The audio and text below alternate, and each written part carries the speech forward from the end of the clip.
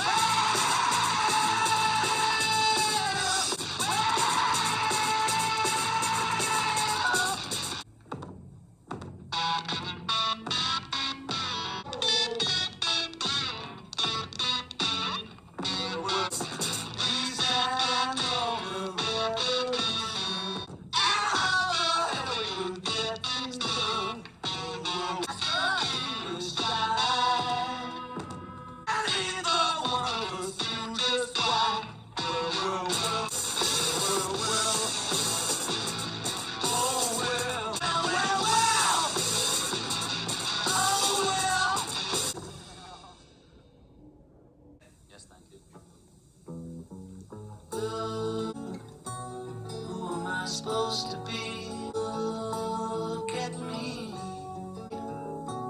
What am I supposed to be? Oh, my love, here I am. What am I supposed to do? What can I do for you? Look at me, please look at me, my love. Who am I? Nobody knows but me. Nobody else can see. Who are we? My love.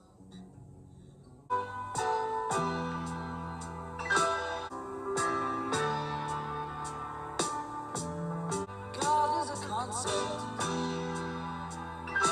Oh, please, I'll say it again.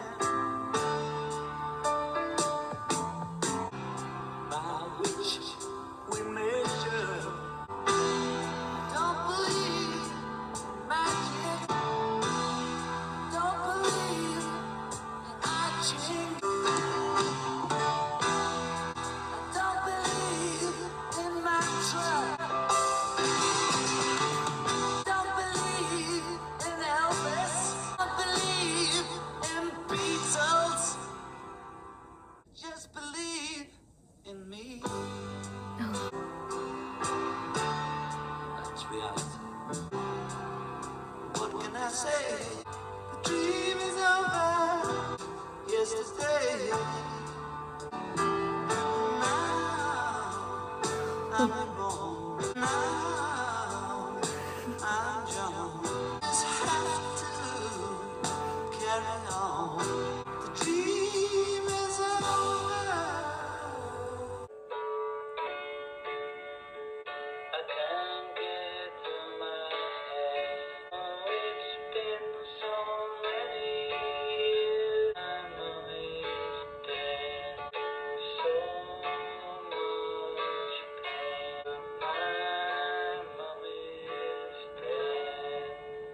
I was expecting that last one to be longer, but it was very straightforward, and I guess it got right to the point.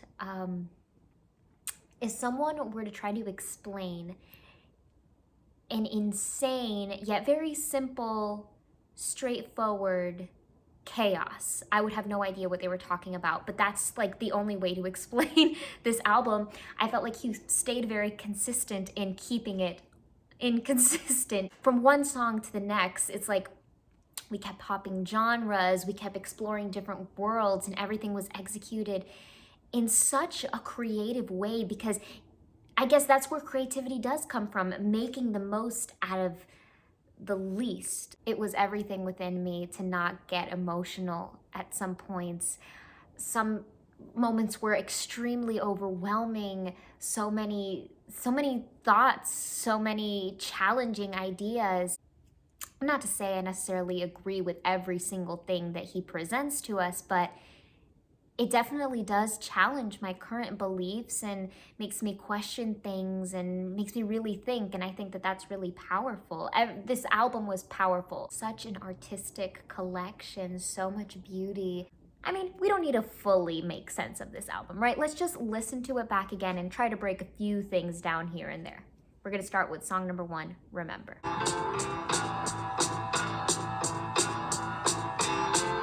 Right away, just based off of this intro, we get the sense that he's going to keep this simplistic nature alive, where there's not going to be a whole ton of instruments and not a lot of crazy instruments going on, but we do have a growth in the sound, and it's in the fact that we have a lot more notes coming at us, a lot more pitches. We have these blocked chords that are played, and they're played frequently, so we don't have a lot of space in the sound.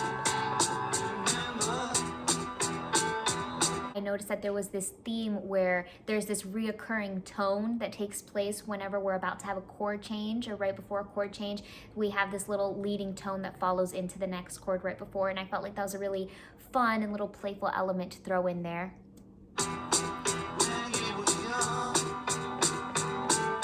And that was a really solid use of a very interesting chord, very gripping. I like where the direction's going. We have this augmented chord to kind of give us that it is kind of suspenseful. I know it's not a sus chord, but it kind of gives that like train tracky type of feeling. Our hero is never home.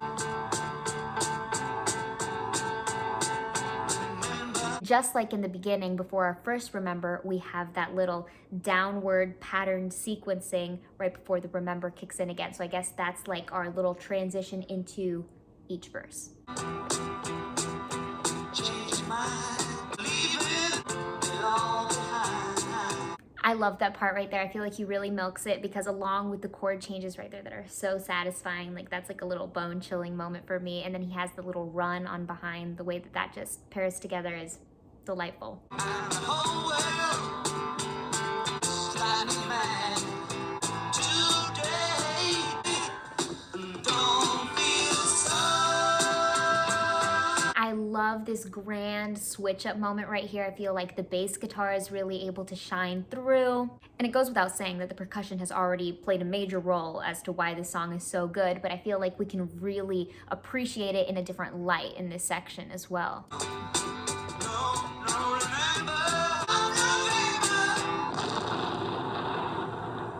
That's a really suspicious and ominous ending. Remember the 5th of November, and then an explosive sound. And I use explosive a lot to talk about moments that really build and go to a fortissimo and growth, but this is literally like an explosion. It feels like a bomb or a gunshot or something happens. So was there something that happened on the 5th of November, a tragedy, something personal to him, something in history? So the same way we experienced that flip in the music sonically, where it kind of switched up on us, I feel like that could also be translated over to the message of the song, because it felt like it was going one way, right? Like he was talking about like constantly being disappointed. He even repeated Always, always. so he's saying always let you down. He's just talking about all these times he's been let down. But then there's a part in the song where he sings to not worry and to not feel sorry. So I don't know. I could be reaching, or, you know, there could be nothing there. But what I'm getting at this very moment is that he's singing that life will happen and there are uncertainties, and the only way to kind of keep going forward is to not really be regretful and to not be too hard on yourself, even if you feel like you've let yourself down. I'm probably 100% wrong, but that's what I'm going with for right now. That's the best I got. Up next, we've got Love.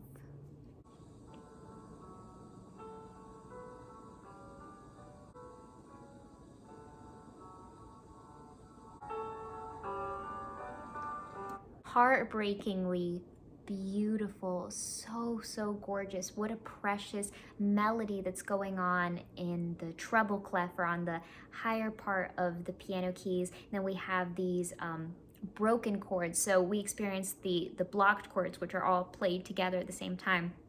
And this one, they're kind of played one at a time, and so the way that both of these musical lines are flowing with one another is so beautiful. It reminds me of like a lullaby, or maybe like something from a Disney movie, or something from a music box. And then when that acoustic guitar kicks in, it's like my heartstrings are actually being pulled, not the guitar string. This was one of the moments that was really hard to keep composure, because just the instrumental line and the melody alone are enough to just set me off. Love is real, real is love. And he starts off the lyrics right away with his first little word play, which is expressed throughout this song. And it's like really cool to think about how when you rearrange words in a sentence, how you can change the meaning entirely. Feeling love, love is wanting to be loved. That line got me thinking the first time around as well, if that actually is true. Is to love the same as wanting to be loved? I mean, I think we all want to be loved by the ones we love, right? But are we basing our own love of them off of if they love us in return? Is that what love is? Love is touch, touch is love.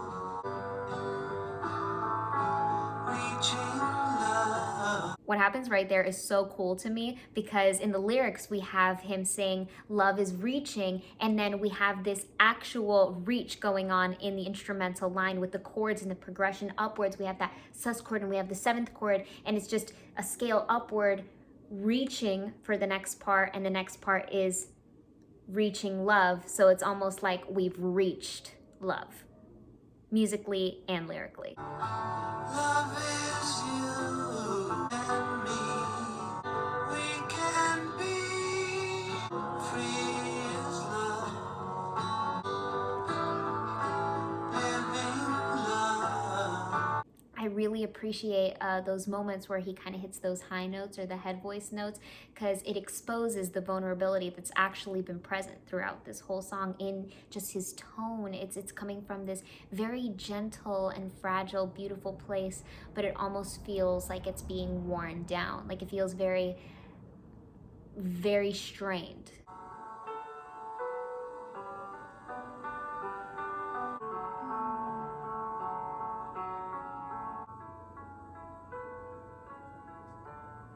It's just a beautiful, beautiful song. So sweet. The lyrics are sweet. The music is sweet. I really love love. Arriving in at number 3, we've got Well, Well, Well.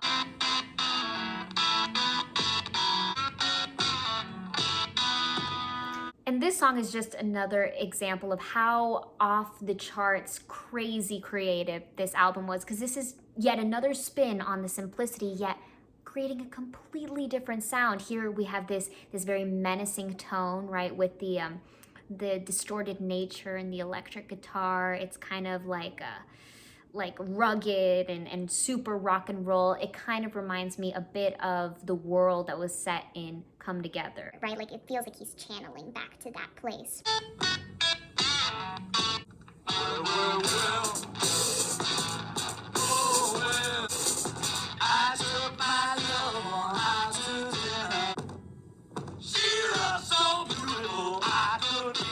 What I find really interesting and actually rather brilliant about the vocal delivery in this song is that he was able to keep that strained nature alive from Love, but he ditched the vulnerability completely, and he added this deep vibration.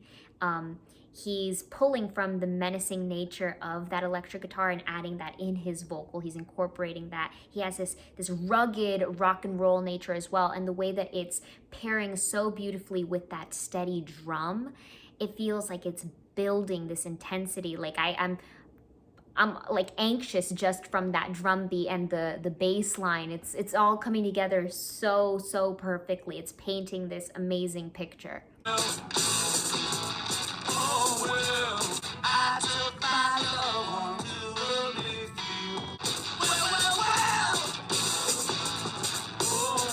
Not only was it surprising that he switched up the octave and went, well, well, well, it was just as surprising that he goes back down to, oh, well, because I expected him to keep building off of that leap to go, well, well, well, oh, well. So the decision to go back down, so he's jumping back and forth, up and down, was a big surprise.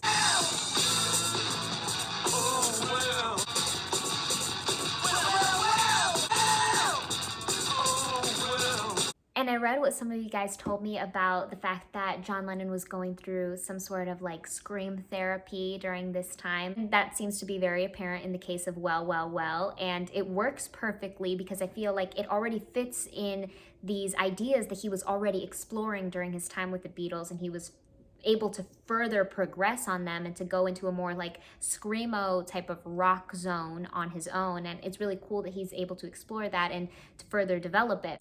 But I do gotta say, it sort of gives me an unsettling, chilling vibe that kind of frightens me just a little bit.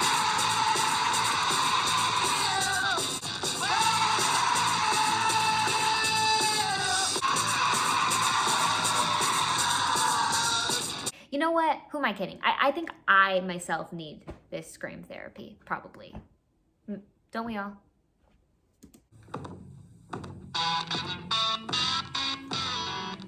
What's so great about having that grand, crazy, psychotic moment right there at the top and then pulling it all the way back down and executing that transitions so perfectly and seamlessly that it makes even the lowness feel haunting.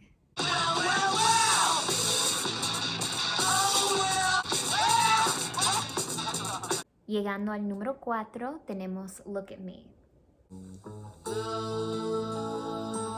at me. Who am I supposed to be? Look at me. There's a really cool effect on the vocal going on, and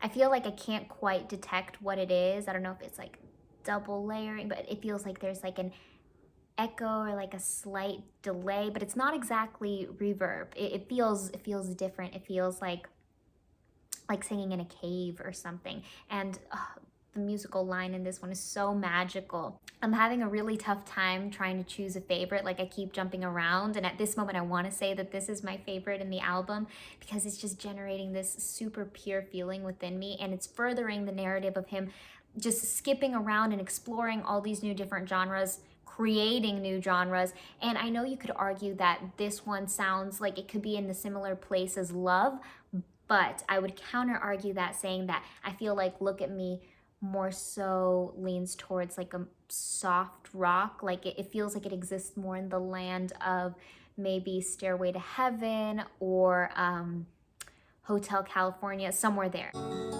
What am I supposed to be? Look at me. Oh, my love. And that part is specifically gripping because they're like catching us off guard by switching from that 7th chord to a minor, because so often I feel like we're dropped off from 7th chords to majors, and then we're kind of put in that little predicament where that has its own really cool, unique sound. But here we're getting caught and reeled in and tangled up on a 7th and then being let off on a minor. So that's not really a full satisfying let off. It's still keeping us in the dark. What am I supposed to do? What can I do for you? Oh, my love. Look at me. Who am I?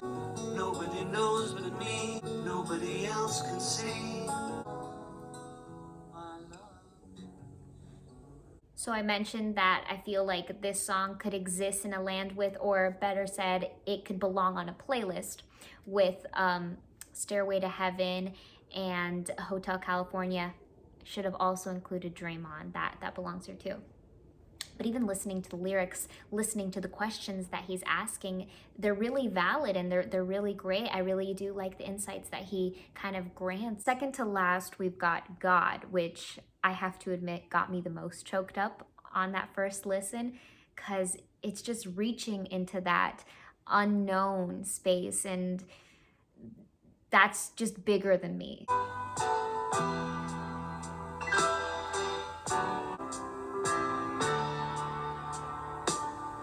And as far as musical simplicity goes, I feel like this is the least simple musically sounding to me. Like, there's so much going on in the keys. There's so much going on in the percussion. It's really a beautiful, beautiful musical line. God is a concept by which we measure pain.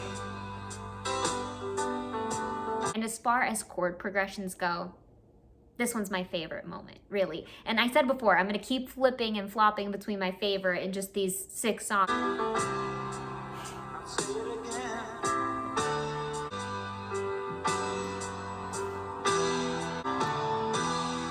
Don't believe that I changed. What adds to the strength and what's behind the power of each line here is that before the lyrics are introduced, he has this build up or this rise in the music, and then this fall and this constant rise and fall, and the way that it's just like constantly going up and down is what's kind of leaving me choked up and breathless. Don't believe talent in Jesus. Don't believe in Elvis. Don't believe in Beatles. Just believe in me. And he said he didn't even believe in the Beatles. That was like, you know, because we're listening to them and we love them all these years after, and all the years to come, they're still going to be loved. We know this because there's so much greatness, and he is a huge reason, at least 1/4 of the reason why it all came together and why it was so amazing and spectacular. And for him to say he doesn't believe in it, it's kind Kind of like, what exactly does he mean? but then when he reveals he just believes in himself, there's so much reality and truth to that. Look on me. That's reality. What can I say? Just a day.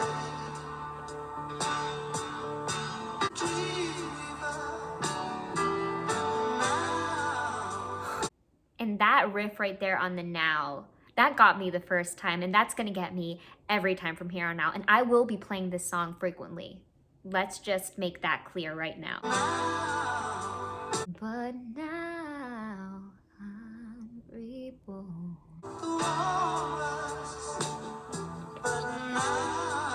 How many people get to be the walrus? Didn't he say the walrus was Paul? Now it's him? He was the walrus, but now he's John. What's really sad about this one for me is that it's almost like a confession to himself. So it's not just like he's coming out as a skeptic, as someone who doesn't, you know, believe in much, but it's like he's admitting to himself that he used to be this dreamer, this person that believed in everything. And now, you know, he's saying he's the only thing he can rely on. He's the only thing he believes in. That was a beautiful song that makes me feel like I got punched. Last but not least, but for sure the shortest, we've got My Mummy's Dead.